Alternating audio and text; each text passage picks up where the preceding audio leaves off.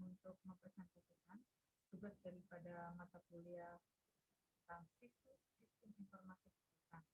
Adapun topik yang saya angkat adalah menyangkut tentang statistik informasi surveillance malaria atau yang lebih dikenal dengan SISMA. Ya, kita langsung saja. Program eliminasi malaria. Malaria sendiri adalah merupakan salah satu penyakit menular yang masih menjadi masalah masyarakat di China maupun dengan di Indonesia.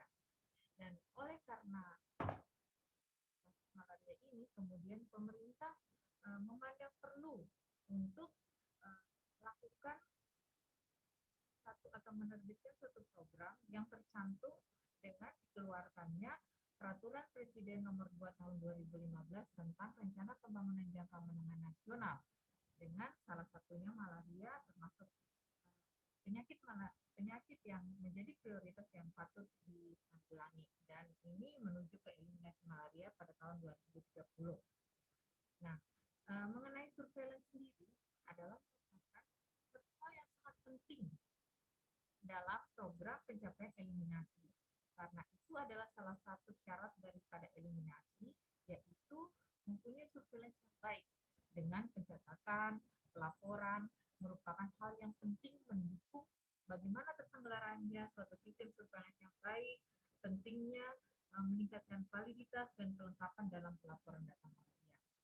Oleh karena itu, maka dikembangkanlah satu sistem software SISMAL atau yang lebih dikenal dengan Elektronik Sistem Informasi Surveillance Malaria. Ya, SISMAL sendiri itu mulai dari tahun 2010 itu terjadi pengembangan software SISMAL, kemudian pada 2016 itu adalah satu sistem online dari kabupaten hingga ke pusat.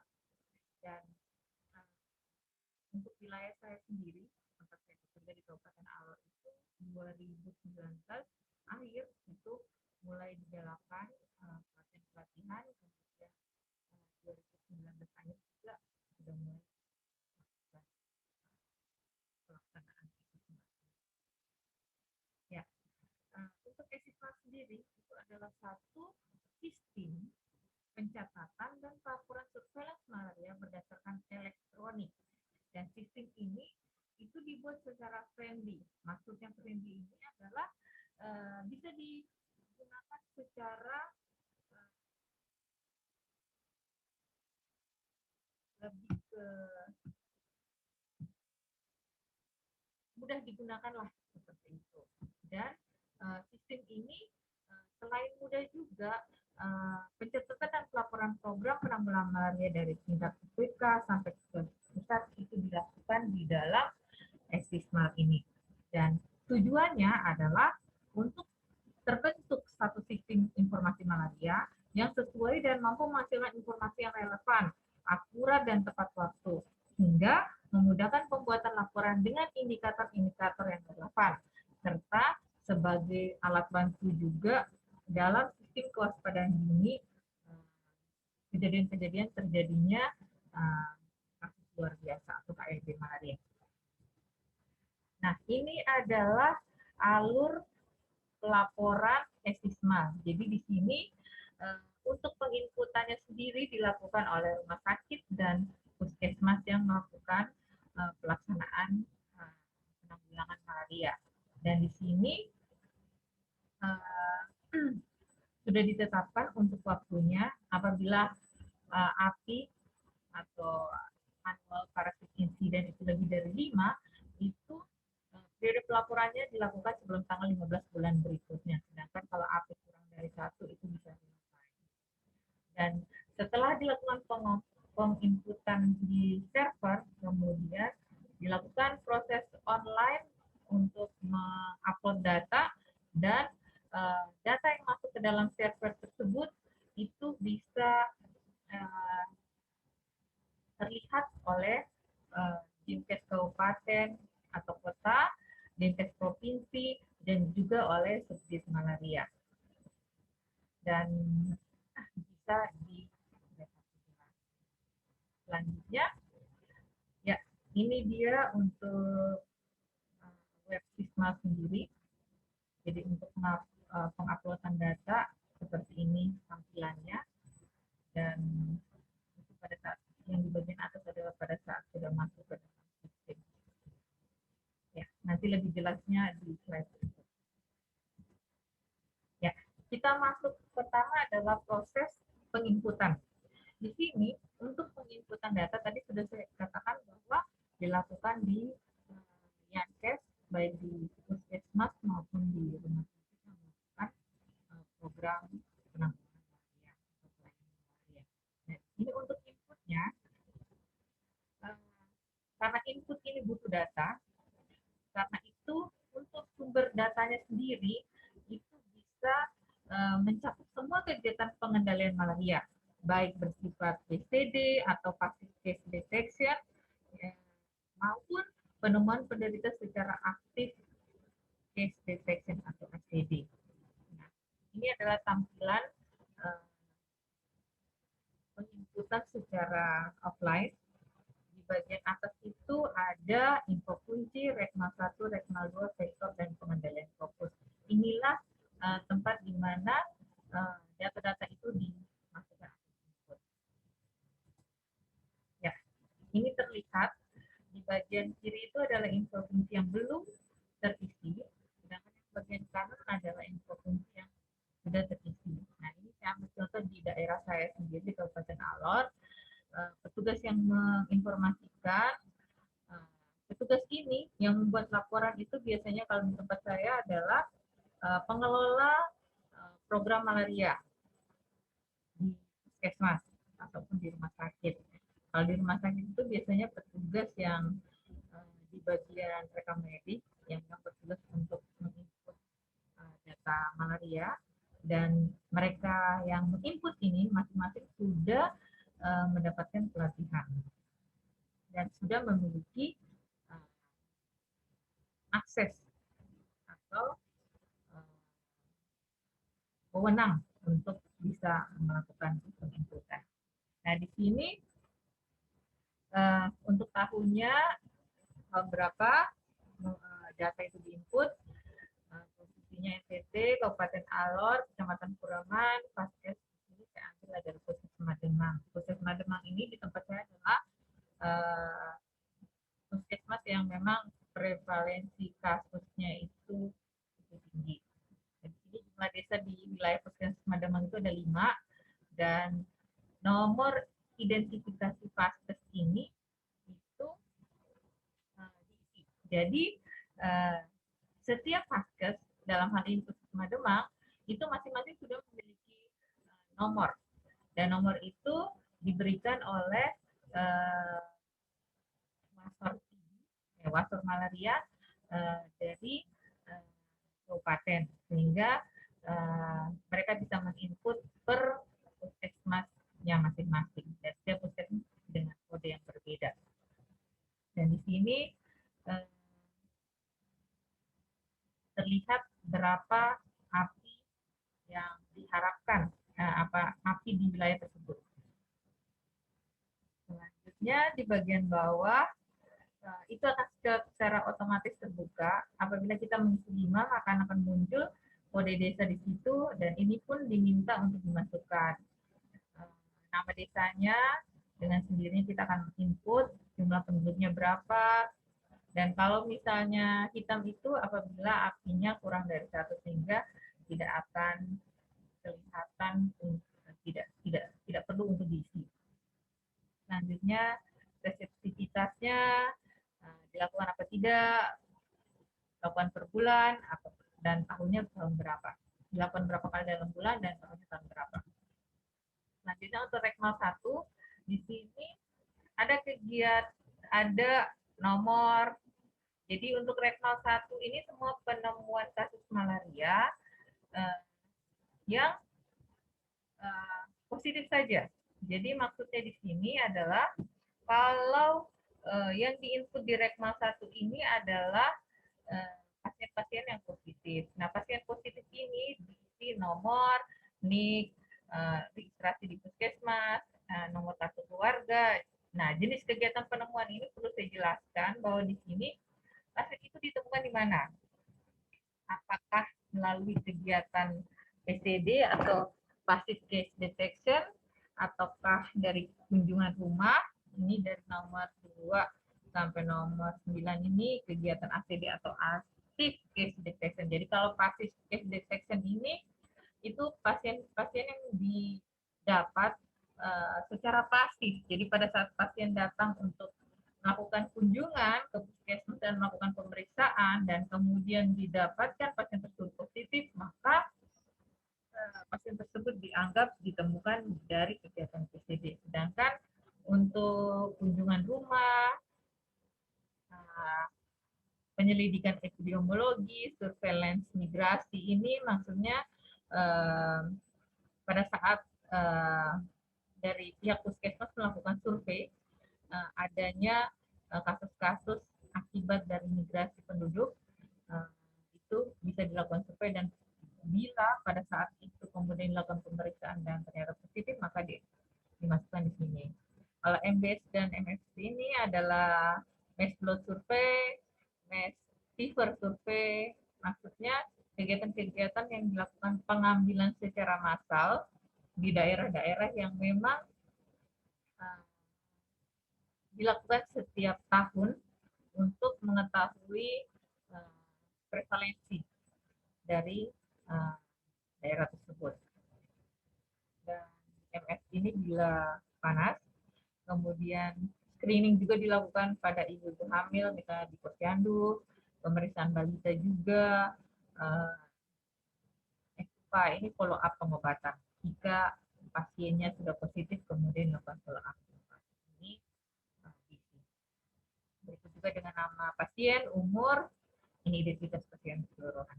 Selanjutnya, Rekmal 1 juga mengisi alamat domisili, jadi akan terlihat di situ dia berasal dari mana. Dan kalau misalnya dari luar wilayah kabupaten, maka diisi pun dia dari luar wilayah kabupaten tersebut. Nah, ini kapan berkunjung, mulai dari bulan, tanggal, pekerjaannya berapa. Nah, ya, ini masih Rekmal 1 juga. Jenis parasit yang ditemukan. Jadi kalau misalnya dia dilakukan pemeriksaan secara mikroskopis, maka akan terlihat di situ jenis pemeriksaannya, apakah Plasmodium falciparum, apakah Vivax, apakah malaria, ovale, mix. Mix ini biasanya kalau lebih dari satu, misalnya kalau di tempat saya itu seringnya itu Plasmodium falciparum dengan Plasmodium vivax itu ditemukan sekaligus dalam satu slide, maka dia termasuk dalam mix. Untuk wilayah saya yang memang falciparum dan vivax itu mendominasi banyak itu, sedangkan untuk malaria dan ovale itu jarang ditemukan. Selanjutnya,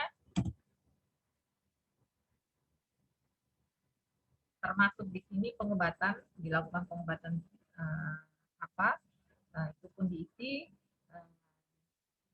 apabila kurang dari 6 bulan tidak diisi. Ya, masih di Rekmal 1, ditemukan di mana pasien tersebut. Jadi tadi kalau misalnya ditemukan pada saat kegiatan PCD atau passive case detection, maka ditemukannya di mana? Apa di puskesmas, puskesmas, klinik, kader, puskesmas lainnya, atau di KKP, atau di rumah sakit. Ya. Selanjutnya, masih di Rekmal 1 juga, ini apabila kasus-kasus seperti indigenous, impor. Nah, indigenous ini maksudnya kasus-kasus di wilayah tersebut yang memang terjadi peningkatan. Sedangkan kalau impor ini biasanya kasus dari luar kemudian datang ke daerah tersebut dan melakukan pemeriksaan dan ternyata positif. Dan dia ada riwayat perjalanan dari daerah-daerah kami. Maka ini masuk kasus impor. Selanjutnya masih di Rekmal 1 juga. Ya, tadi kalau misalnya kasus endogenus dan terjadi penyelidikan epidemiologi di situ, maka harus diisi juga di mana uh, tempat terjadi penularan. Dan berikut juga dengan titik koordinat, impor, kita dari titik koordinat rumah sakit. Ya, kita masuk ke Rekmal 2. Nah, tadi kalau Rekmal 1 itu semua pasien yang positif, maka untuk Rekmal 2 ini semua yang semua yang semua yang diperiksa, baik yang positif maupun negatif. Jadi kalau tadi kita sudah isi di Rekmal 1 itu positif, maka secara otomatis dia akan masuk di sini, di Rekmal 2 ini. Jadi kita tinggal mengisi yang negatifnya.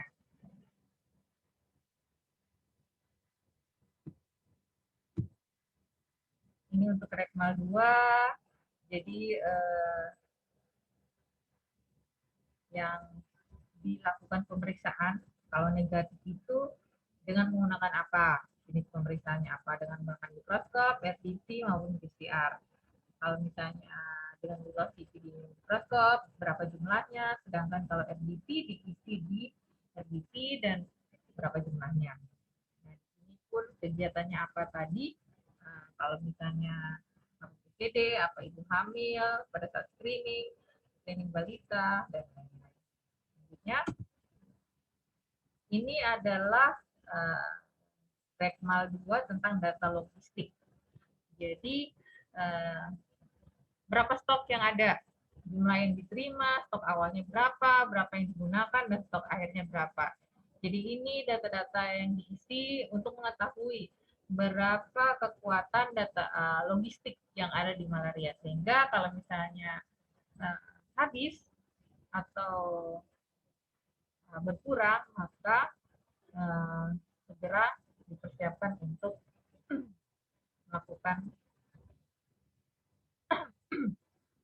melakukan ini pengisian stok ulang. Nah, ini juga selain tadi obat, ada bahan-bahan diagnostik seperti untuk pemeriksaan laboratorium, ada RDT sini, ini untuk ginseng, mercury oil, blood cell dan blood lancet, mikroskop bilakuler, itu untuk pemeriksaan-pemeriksaan dilakukan di maupun di ini ada logistik pengendalian vektor, untuk Pojing, ada insektida dalam satuan kilogram, liter, ada larvasida juga dalam satuan kilogram dan liter. Selanjutnya, apabila ada putus obat anti malaria, maka bisa sekalian disatukan di sini. Nah, untuk data uji silang ini maksudnya adalah semua pemeriksaan secara mikroskopis malaria itu dilakukan pemeriksaan silang. Jadi slide-nya itu dikirim ke kabupaten untuk dilakukan pemeriksaan silang. Dan di sini untuk jumlah sendiri, kalau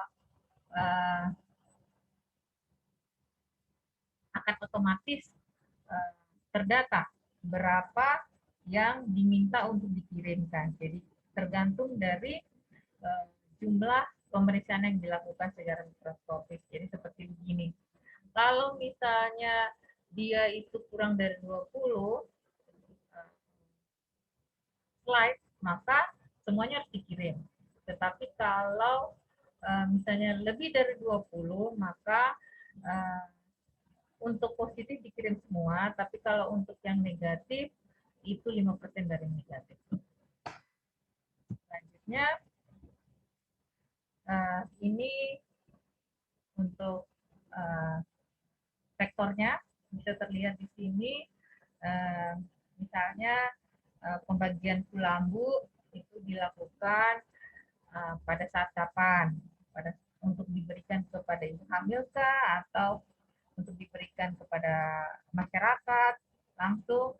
Dalam hal ini dibagi per wilayah. Jadi kayak misalnya di sini ada Pulau Sarok, ada Pasar Pinggir, itu berapa yang diberikan ke masyarakat. Ini untuk surveillance sektornya. Jadi pada saat melakukan survei itu atau melakukan coding itu akan terlihat berapa rumah yang disemprot, berapa orang dalam rumah tersebut, jenis insektisida yang digunakan, kemudian dalam satuan apa. Ini biasa dilakukan oleh orang bagian Kesling. Di sini mereka akan melakukan survei daerah-daerah yang memang tempat perindukan larva. Di sini akan terlihat jumlah larva dalam satuan kilogram. Untuk pemberian larva setidaknya dengan satuan kilogram maupun liter. Ya, ini jenis vektor yang didapat, apa jenis vektor Anopheles aconitus atau vektor lainnya. Ini juga tempat perindukannya. Jadi kalau misalnya dalam satu desa itu ada 5 tempat perindukan, misalnya ada 5 danau atau sungai atau tempat yang berpotensi untuk ada larva di situ, maka akan dibuat edisi tadi 5, kemudian juga berapa garis bintang maupun tujuh. Ini dia pengendalian fokus. Jadi di sini ada kasuskah atau kasus indigenous dari Rekmal 1 tadi, kemudian kasus indigenous ini ditemukan di mana? Apa di rumah sakit kah atau dari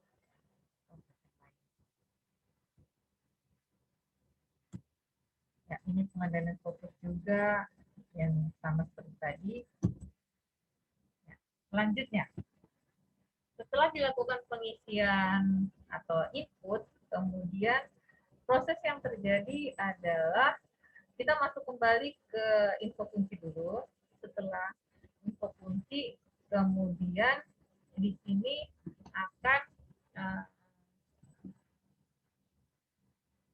kita klik, ini dia konversi. Jadi konversi ini kita klik, kemudian setelah terklik maka folder secara otomatis dia akan tersimpan dalam bentuk file yang otomatis dengan nama mulai dari sisma tahun berapa, nama puskesmas berapa, dan tanggal konversi jam, menit, sampai detik. Setelah itu, setelah proses input secara offline ini selesai, maka kemudian kita masuk ke tahap berikutnya, yaitu penguploadan. Nah, penguploadan ini dilakukan secara online dengan masuk ke dalam web, yaitu sisma.depkes.go.id.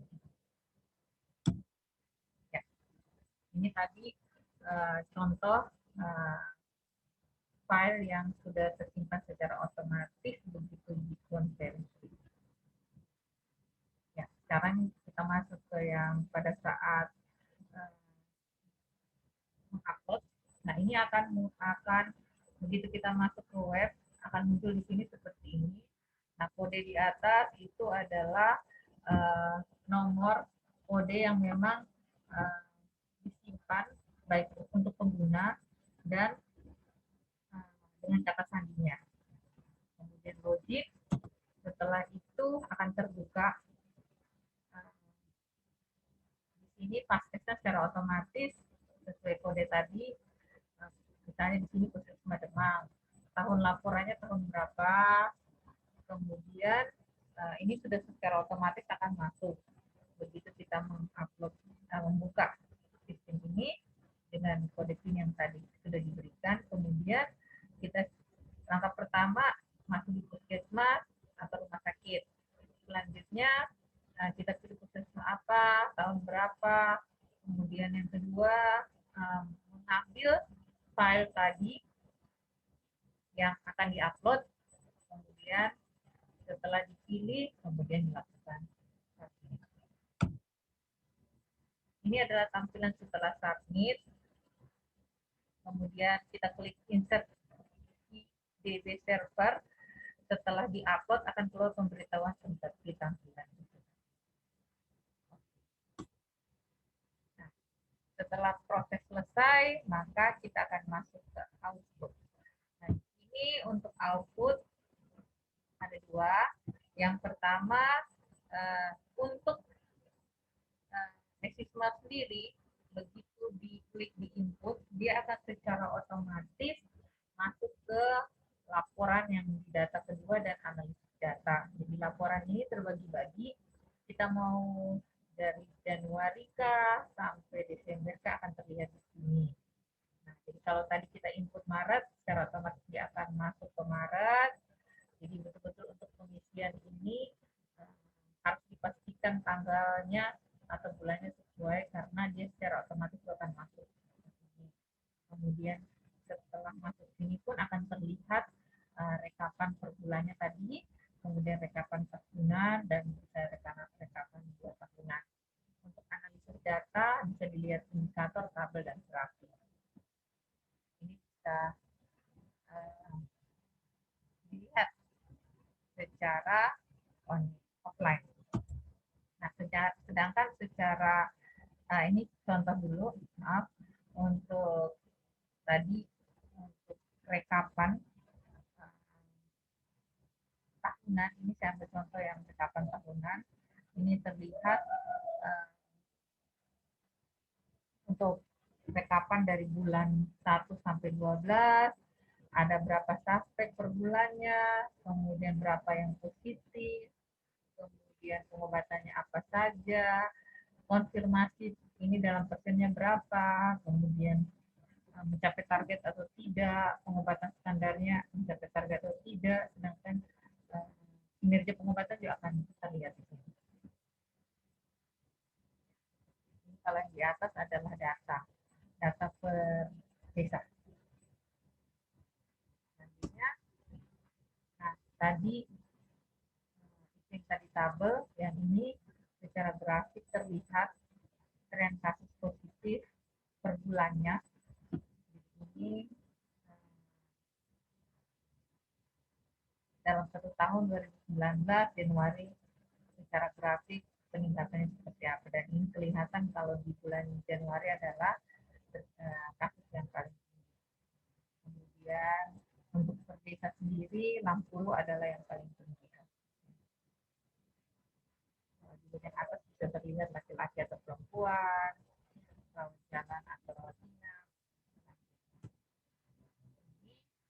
Nah, untuk data yang diambil rekapitulasinya dari kabupaten atau kota. Jadi setelah tadi data itu masuk ke server, akan bisa terlihat oleh wasor di kabupaten atau kota, provinsi maupun pusat. Dan ini untuk data kabupatennya akan terlihat seperti ini. Ini juga, ini artinya dari keseluruhan keseluruhan puskesmas di Kabupaten Alor, itu yang paling tinggi apinya atau itu ada di Puskesmas Madenang dengan apinya 8,8.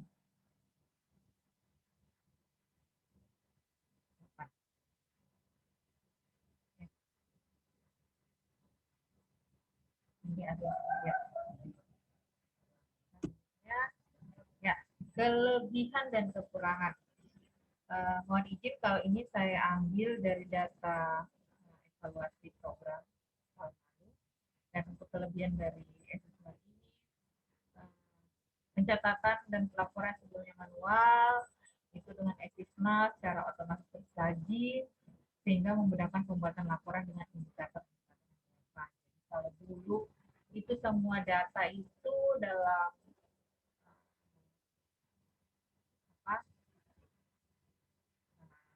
kopian-kopian data yang kemudian diserahkan ke pengelola program studi kabupaten dari setiap puskesmas, kemudian direkap. Nah, kalau sekarang tidak perlu lagi, cukup dengan menginput tadi, data tersebut langsung bisa diakses. Jadi ini akan lebih memudahkan secara ekonomi, lebih memudahkan, dan secara data pun juga akan terjadi laporan yang memang sama, mulai dari tingkat dasar hingga pusat. Termonitor juga secara valid, dan kalau misalnya ada kasus-kasus yang memang terjadi peningkatan bisa akan segera langsung terlihat. Di sini juga untuk mereka lebih mudah karena data itu tadi dari tingkat Yankes hingga pusat itu sama. Sedangkan kekurangan-kekurangan atau kendala yang dihadapi pada saat pengisian aplikasi ini di tempat saya itu memang ada daerah-daerah tertentu yang tidak ada jaringan internetnya. Jadi biasanya kita mengakali dengan mereka menginput secara offline dulu di daerah tersebut, kemudian misalnya ada yang ke daerah yang kemudian ada internet, maka bisa sekalian pada saat kota. Kemudian masalah laptop juga seperti itu. Biasanya satu laptop dari puskesmas itu dipakai untuk pertama, sehingga sistem asli yaitu kendala yang ada di sana, karena banyak program juga selain malaria. Selanjutnya ada juga kayak petugas-petugas yang memang sudah dilatih untuk pengisian aplikasi ini, tetapi pada realitanya banyak yang pindah. Sehingga ini bisa jadi kendala. Kemudian begitu juga dengan jumlah tenaga kesehatan di tempat kami yang memang terbatas, sehingga